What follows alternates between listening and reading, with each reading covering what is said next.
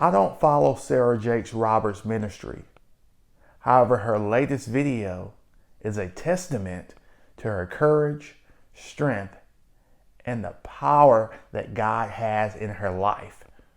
If you have not watched my previous video about her wig slipping off, I encourage you to do that. The link to that video will be in the description below. Now, without further ado, I want to play the video of the interview that she had talking about that pivotal moment on stage when she decided to take her wig off. I think in the grand scheme of things, it's not that big of a deal, but it was definitely, a vulnerable moment post Sunday service. And so, I don't know, I just wanted to get on and kind of process about Sunday and the response and what I think, happened in that moment. I have been, I think, mostly blown away. Like, I think in the moment, I'm like, I didn't have a choice. Like, I wasn't going to keep pulling on it over and over again.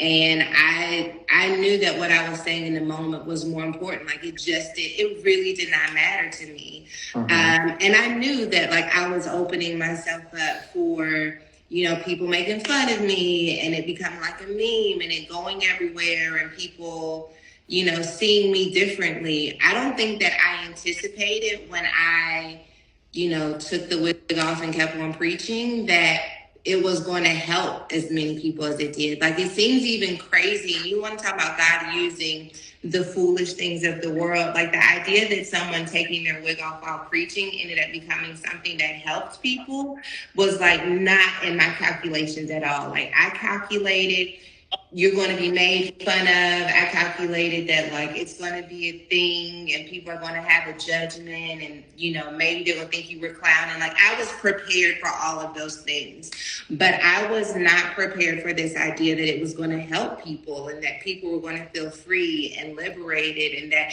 it was going to take the message to another level. Like, I thought, I don't want this to take away from the message because God really gave me a message that I felt was worthy of everyone hearing.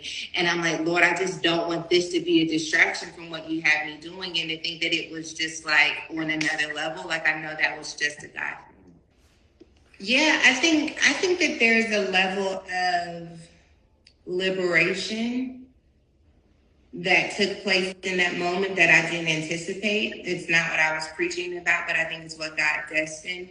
And I think that there is a need, I'm going to say for women, right? I can't speak for the male experience, but I think for women, I think that we do feel like in order for us to be seen as powerful, in order for us to be seen as someone who is taken seriously, there is a certain way that we need to present ourselves.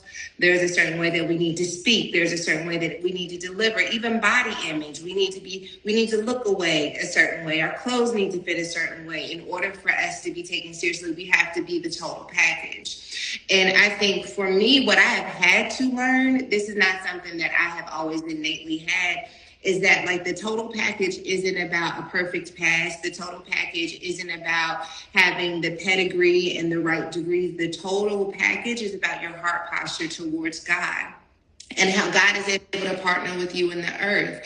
And I like getting dressed up. Like, I have always liked it since I was a little girl. Like, I like getting dressed up. I like, showing up as the best version of myself and having fun while doing it. But at the end of the day, I have worked really, really hard to undo the idea that my worth is connected to my body, my family, my, platform. Like, I really like who I am. I really do. I like her.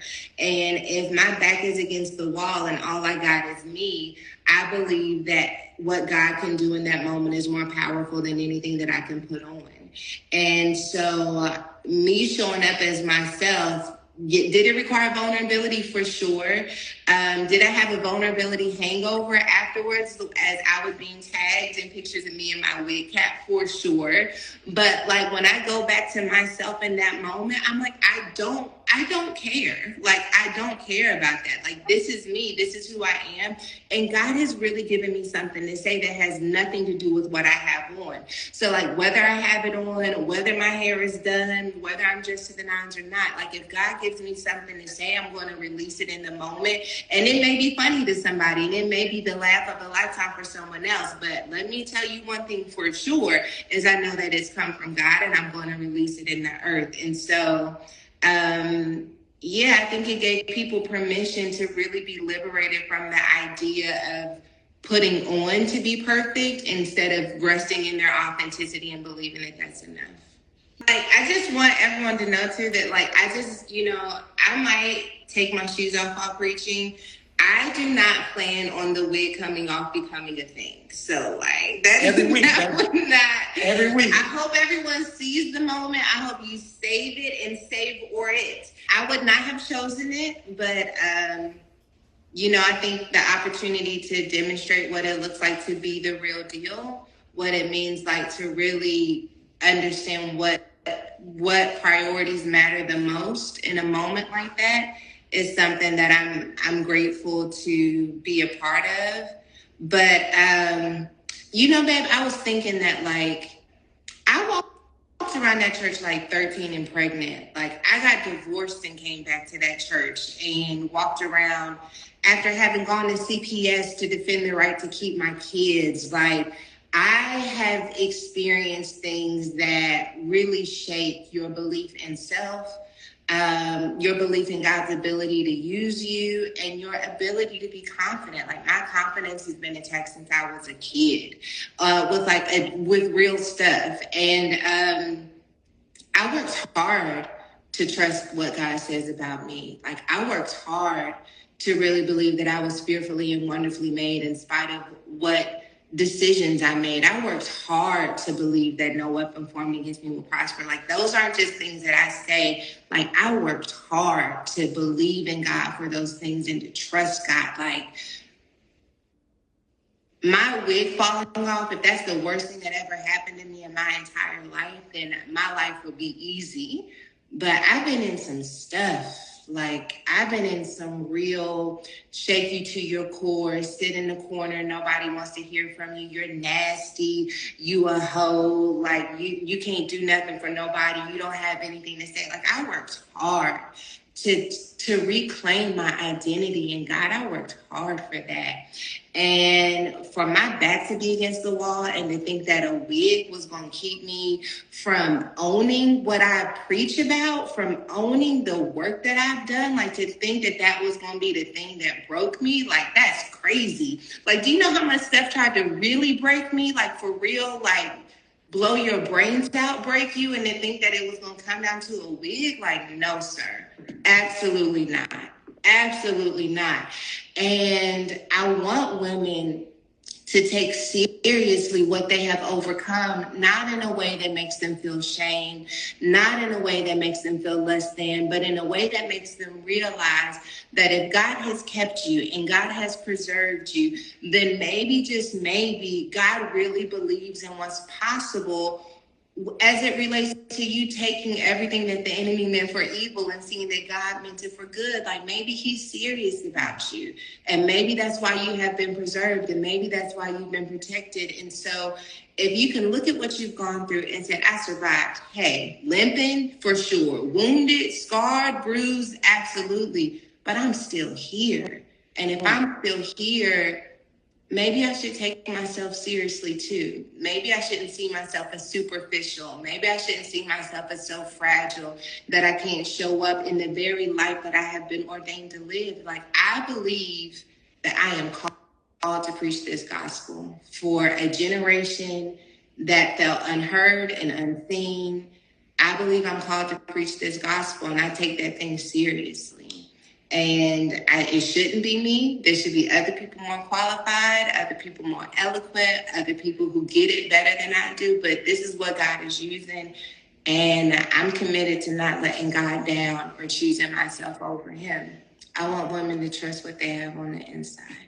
If you're not able to dress it up and all you got is what you carry, trust that it's enough, more than enough. I will say this, the very statement that like God is using the fact that I took my wig off to help free hundreds of thousands of people is a testament to what God can do with something that doesn't seem important. And if you're watching this and you have an idea, you have a gift, you have a talent, you have a call, and it just doesn't seem important, trust it. Trust what God can do with it. Trust what can happen as you lean into it. And as you lean into it, just know that God, whatever God's going to do with it, God's going to be responsible for the results. You're just responsible for the obedience. All glory goes to God. He gets the power and the glory. Now, for everyone that may be struggling with body image issues or low self-esteem, I encourage you to focus on her words and the revelations that God has given her over these years. Unfortunately, we know that the devil is destructive. He's trying to kill, steal, and destroy. And everything that he's throwing out for bad, God is making up for good. So if you're going through anything right now, I encourage you to focus on her words and truly know that God has a purpose and plan for your life.